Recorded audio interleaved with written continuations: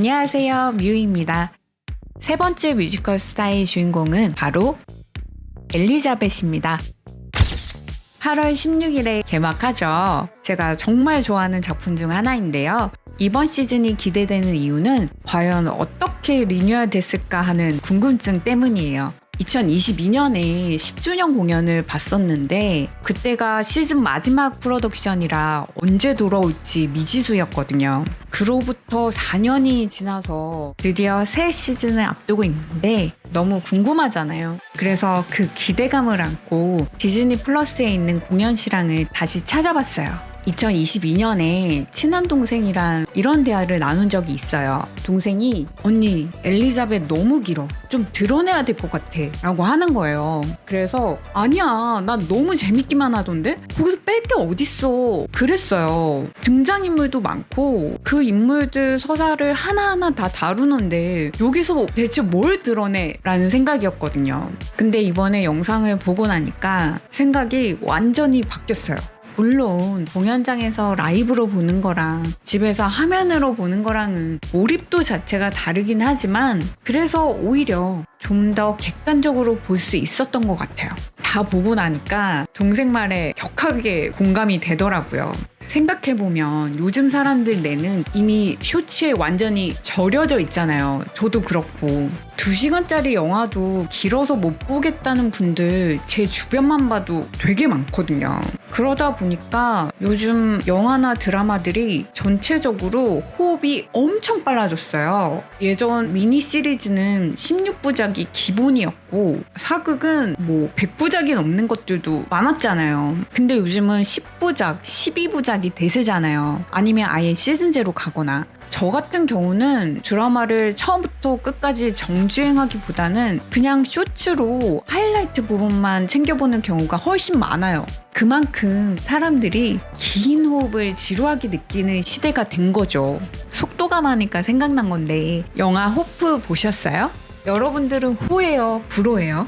저는 완전 호거든요. 진짜 너무 재밌게 봤어요. 일단 속도감이 영화 보다가 극장 곳곳에서 으아! 하면서 막 탄식이 동시다발적으로 들렸거든요. 근데 이런 류의 영화는 저거면 성공했다고 봐요. 이게 뭐 인생을 논하고 사랑을 논하고 뭐 이런 영화가 아니잖아요. 그래서 끝나자마자 빨리 후속편 보고 싶다 뭐 이런 생각이 들더라고요. 근데 제가 요 앞에 봤던 영화가 디스클로저 데이랑 모아나 실사판이었거든요. 솔직히 디스클로저 데이를 보면 그 어떤 영화도 다 품어줄 수 있어요. 진짜 영화 보는 내내 뭐야? 뭐지? 내가 지금 뭘 본 거지? 이런 물음표가 계속 떠다니고 시간 아깝다는 생각이 너무 들더라고요. 이 디스클로저 데이를 한마디로 얘기하면 외계인 덕후가 엄청난 자금과 대단한 배우들을 데리고 자신의 덕질을 한 영화라고 생각해요. 아니 E.T.가 나온 지가 언젠데 외계인 비주얼이 어떻게 하나도 안 변할 수가 있어요. 그런 면에서 호프는 우와 엄청 노력했다 이런 생각이 들더라고요. 근데 이 외계인들을 보는데 애니메이션으로 만든 테마록이 생각나더라고요. 혹시 테마록 보셨어요? 이 테마록도 되게 재밌거든요. 저는 영화관에서 봤는데 OTT에서도 또 봤어요. 다시 봐도 재밌더라고요. 일단 되게 짧아요. 90분 정도? 우리나라 성우분들이 정말 연기를 너무 잘하세요. 거기에 나오는 악마와 호프의 외계인 느낌이 좀 비슷해요. 혹시 안 보신 분들이 계시면 이게 디즈니 플러스인가 넷플에 있으니까 한번 보시길 완전 강추드립니다. 자, 그럼 엘리자벳 이야기로 돌아와서 사실 이 공연도 굉장히 긴 호흡을 가진 작품이라고 생각을 해요. 그녀의 인생 전체를 무대에 펼쳐놓거든요. 서커스 단원을 꿈꿨던 천방직축 시골 꼬마 숙녀가 정신병동의 환자들을 보면서 오히려 편안함을 느끼는 나이든 황후가 되기까지 저희는 무대 위 엘리자벳이 나이를 먹어가는 모습들을 지켜보게 되잖아요. 그래서 이 작품은 시대적 배경을 알고 보시면 훨씬 재밌어요. 그 유명한 오스트리아 합스부르크 왕가 이야기거든요.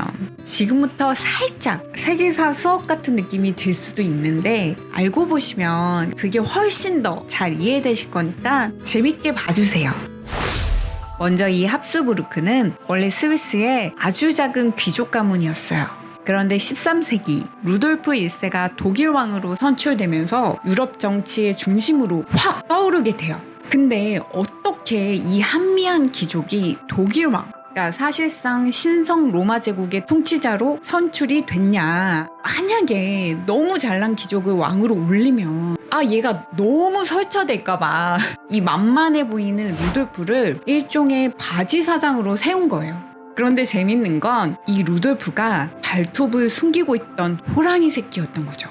이후에 합스부르크 가문은 결혼으로 정복한다는 말이 나올 정도로 결혼과 상속만으로 스페인, 오스트리아, 보헤미아, 네덜란드까지 광대한 영토의 영향력을 뻗치게 돼요. 보통 다른 왕가들은 전쟁으로 영토를 넓히잖아요. 근데 합스부르크는 왕실끼리 결혼을 시켜서 1차로 상대국의 왕위 계승권과 동맹 관계를 얻어두고 시간이 흘러서 상대 왕가의 대가 끊기면 자연스럽게 그 왕관이 합스부르크로 넘어오도록 설계를 한 거예요.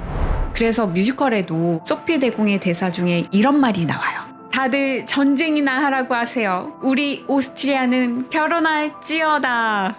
이게 그냥 나온 대사가 아니라 실제 합스부르크 가문의 가훈이에요. 저도 처음에 이런 배경을 모르고 봤을 때는 이 대사를 그냥 흘려 들었어요. 근데 알고 난 후에 보니까 이게 이 뜻이었구나 하면서 귀에 꽂히더라고요. 아는 만큼 보인다는 말이 딱 맞는 것 같아요. 그리고 합스부르크 하면 또 하나, 다들 이 초상화 한 번쯤은 보셨을 건데요. 계속된 근친혼으로 유명해진 합스부르크 턱이에요. 아래턱이 비정상적으로 돌출되는 유전적 특징인데요. 이 가문은 결혼으로 그 거대한 제국을 일궜음에도 그걸 다른 가문과 나누기는 싫었던 거예요. 그래서 왕가 안에서 계속 근친혼을 이어갔는데 그 결과가 고스란히 후손들에게 나타난 거죠. 과욕이 부른 비극인 거예요. 그런데 이 작품의 주인공 프란츠 요제프와 엘리자베스의 결혼도 사실 사촌 간의 결혼이에요. 이 요제프의 엄마인 소피 대공비와 엘리자베스의 엄마가 자매 사이거든요. 그러니까 우리나라로 치면 요제프와 엘리자벳은 이종사촌 사이인 거예요. 지금 기준으로 봤을 땐 너무 충격적이지만 당시 유럽 왕가에서는 이 정도 근친혼은 꽤 흔했고 법적으로도 문제가 없었다고 해요. 그리고 이 엘리자벳은 둘째 딸이거든요. 원래 요제프의 신부감으로 점 찍어놨던 건 이 엘리자벳의 언니 헬레네였어요. 그래서 헬레네는 어릴 때부터 오스트리아의 황후가 되기 위한 황실 법도, 언어 같은 교육들을 받으면서 자라요. 극에서는 되게 짧게 나온 부분인데 저는 개인적으로 이 헬레네가 너무 마음에 걸리더라고요. 그 심정이 어땠을까? 왜 연예인분들 인터뷰 보면 종종 친구 따라 그냥 오디션 갔는데 저만 붙었어요, 이런 이야기 하시잖아요. 그럼 역시 델롬델이야 이러면서 합격한 사람 이야기에만 집중을 하게 되는데 이 헬레네는 그거랑 비교할 수 없을 정도로 그냥 인생 전체가 180도 뒤바뀌게 된 거잖아요. 그래서 그녀의 삶을 좀 찾아봤는데 다행히 그 상처를 잘 극복하고 다른 귀족이랑 결혼해서 잘 사셨다고 해요. 그리고 이 엘리자벳은 독일 남부 바이에른 지역 비텔스바흐 왕가 출신이에요. 엄마는 바이에른의 공주, 아빠는 바이에른 왕가의 반개 공작이었어요. 그리고 시어머니인 소피 역시 바이에른의 공주였는데 오스트리아의 프란츠 칼 대공과 결혼하면서 이 오스트리아로 오게 된 거죠. 그런데 이 프란츠 칼 대공, 즉 소피의 남편은 원래 황제가 아니었어요. 그의 형인 페르디난트 1세가 황제였는데 자식이 없었어요. 그래서 황위 계승 순위가 남동생인 프란츠 칼이 1순위, 그 아들인 프란츠 요제프가 2순위가 된 거죠. 근데 문제는 이 프란츠 칼 대공이 몸도 약했고 정치적 능력도 부족하고 본인 스스로도 황제 자리에 별 뜻이 없었던 거예요. 이때 결단을 내린 사람이 바로 소피예요. 그녀는 자기가 황후가 되기 위해를 포기하고 대신에 아들인 요제프를 황제로 만들기로 마음을 먹어요. 원래 순리대로라면 남편이 먼저 황제가 되고 그 다음에 아들이 물려받는 거잖아요. 근데 소피가 이 남편을 직접 설득해서 황위 계승권을 포기하게 만들어요. 물론 본인도 뜻이 없긴 했지만 결정적으로 등을 떠민 건 바로 소피였던 거죠. 이것만 봐도 소피가 얼마나 대단한 인물인지 알 수 있는 것 같아요. 그렇게 아들인 프란츠 요제프가 즉위한 게 겨우 18살 때였어요. 근데 이 소피가 요제프를 어릴 때부터 황제 교육을 시키면서 자신의 정치적 신념까지 그대로 주입시켜요. 그리고 즉위 이후에도 회의 때 옆에 같이 앉아 있거나 아니면 미리 의견을 넣어서 국정 방향이나 인사, 궁정 운영에 깊숙이 관여한 거예요. 그러니까 우리나라로 치면 수렴청정을 한 거죠. 저는 어떻게 보면 이 소피가 자신이 직접 황제가 되고 싶었던 게 아닐까라는 생각이 들어요. 아무리 남편인 황제가 무능하다고 해도 아내가 이렇게 직접 나서서 막대한 영향력을 휘두를 순 없잖아요. 근데 이 어린 아들을 황제로 세우면서 결국 오스트리아를 손에 거머쥔 거나 마찬가지가 된 거죠.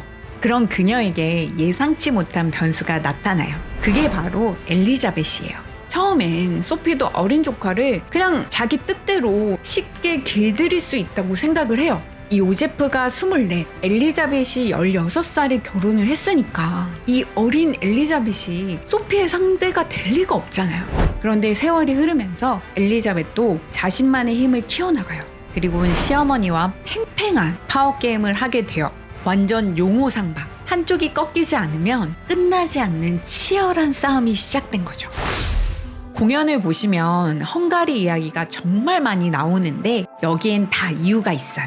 헝가리는 원래 독립된 왕국이었는데 16세기부터 합스부르크 제국이 편입되면서 쭉 오스트리아의 지배를 받게 돼요. 그러니까 우리나라 일제강점기 같은 아픔을 겪은 거예요. 왜 우리가 창씨개명을 강요당하고 한글 사용이 금지됐던 것처럼 헝가리도 자신들의 언어가 있음에도 독일어를 써야만 했어요. 근데 결정적인 차이는 우리나라는 주권 자체를 완전히 빼앗긴 강점 상태였고 그나마 헝가리는 헝가리 왕국이라는 이 국가의 틀 자체는 유지됐던 거예요. 그런데 참다 못한 이 헝가리인들이 1848년 대규모 독립혁명을 일으키게 돼요. 우리나라로 치면 딱 3.1운동 같은 거예요. 온 국민이 거리에 나와서 자유를 외쳤지만 이 오스트리아가 러시아까지 동원해서 무참히 짓밟아 버려요. 그러다 세월이 흘러 이 오스트리아가 대외적으로 힘이 약해지게 되면서 이러다가 제국 다 망하겠는데 이런 생각이 들어서 결국 1867년에 타협을 맺어요. 그러니까 오스트리아와 헝가리를 합쳐서 이중제국을 만든 거예요. 이때부터 프란츠 요제프는 오스트리아의 황제이자 동시에 헝가리의 왕인 거죠. 왕관을 2개나 쓰게 돼요. 풍양고 유럽여행 편 보셨어요?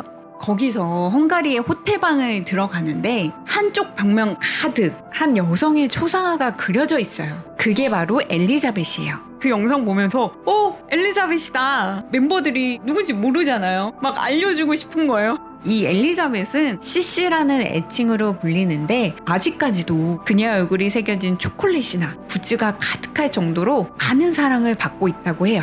일단 이 엘리자벳이 헝가리의 처지를 보니까 억눌린 자기의 삶과 겹쳐 보이면서 한마디로 동병상련을 느껴요. 그러면서 헝가리어를 열심히 배우고 또 수준급으로 구사하고 그러다 이 빈 궁정의 엄격한 규범과 시어머니 소피의 통제 속에서 너무 괴로우면 훌쩍 여행을 떠났는데 그 도피처 중 하나가 헝가리였던 거예요. 그리고 오스트리아와 헝가리 타협 당시엔 남편 요제프에게 헝가리에게 동등한 지위를 허용하자 이렇게 설득도 하고 이 헝가리 귀족들과 우호적인 관계를 맺으면서 두 나라의 분위기를 부드럽게 만드는 징검다리 역할을 했던 거예요. 거기다 타협 이후에 부다페스트에서 요제프와 엘리자벳이 헝가리의 왕과 왕비로서 대관식을 치르게 돼요. 이때 엘리자벳이 오스트리아식 궁정 드레스가 아니라 헝가리 귀족 여성의 전통 복장을 본뜬 옷을 입고 나와요. 왜 우리도 해외 톱스타들이나 스포츠 스타들이 내 안에서 어설프지만 한국말을 하고 한복도 입고 이러면 너무 좋아하잖아요. 그런데 이 헝가리인들은 오죽했겠어요. 엄청 감동을 받은 거죠. 그런데 프랑스 혁명 이후에 유럽 전역에 사람을 법과 권리로 보호하자는 자유주의와 각 민족은 자기 언어와 역사에 맞는 자기 나라를 가져야 한다는 민족주의 사상이 퍼져나가요. 그러면서 우리 민족도 우리 손으로 다스리자 이런 열망이 헝가리인들 사이에서 폭발하게 된 거죠. 바로 이 지점에서 아들 루돌프와 아빠 요제프의 정치적 대립이 시작돼요. 이 요제프는 헝가리의 독립은 곧 제국의 붕괴다 이렇게 생각하고 지금까지 이어온 오스트리아 중심의 중앙 집권 통치를 고집해요. 반면에 루돌프의 생각은 달랐어요. 지금처럼 억압적인 구조로는 제국이 오래 버틸 수 없다.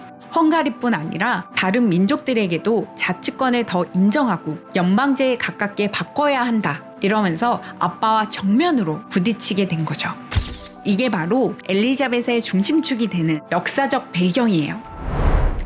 이야기하다 보니 벌써 시간이 이렇게 됐네요. 저는 최대한 빨리 엘리자벳 2편으로 돌아올게요. 그럼 2편도 많이 기대해주세요. 안녕!